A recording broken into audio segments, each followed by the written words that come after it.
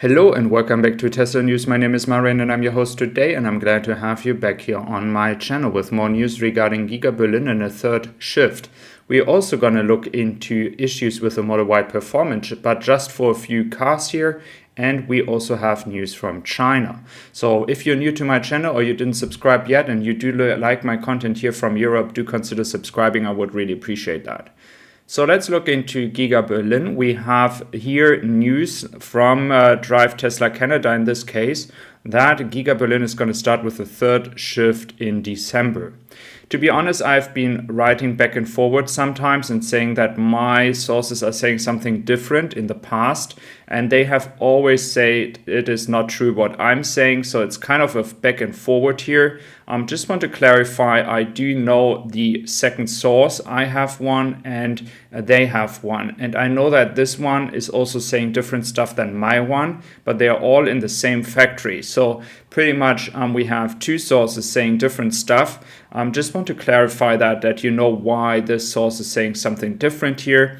So just for your information, I believe it is between October, as I said, and December, somewhere in between. But based on all the information I have given you in the past, you have realized that sometimes it's not immediately happening, but now with the Model Y long range and performance production at the same time, it has happened, as I said. But sometimes it takes a bit more time, sometimes a lot of changes are happening because it is a factory in a ramp-up mode. So things are changing very quickly. And this is the same for the third shift. They are hiring like crazy. So if they are hiring like crazy and all the shifts are already 80 to 85% full, I don't think that they are going to wait till December. That is my personal opinion here and based on feedback that I have inside the factory. So again, guys, I hope it's going to be quicker. If they don't find enough people, of course, it could happen that it's going to be in December, but just take these two informations here into consideration, that the truth is somewhere in between October and December at the end of the day. Then looking into China, we have a record amount of cars here. But one issue I want to tell you, we have a few cars in Germany, by the way, Model Y performance with trunk issues. There are just a few. I have like 10-15 people that were denied the deliveries at the delivery center. They are still waiting for one or two pieces to handle this issue. That is what the update is I got today. But again, this is not a mass problem, so it doesn't really affect any other deliveries. It's just a few cars. Keep that please in mind. And for China, we have a record amount of cars.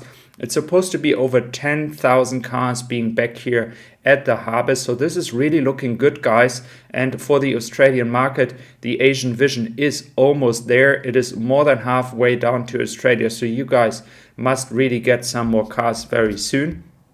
And we also see that Tesla is producing very, very fast when it comes to production in China.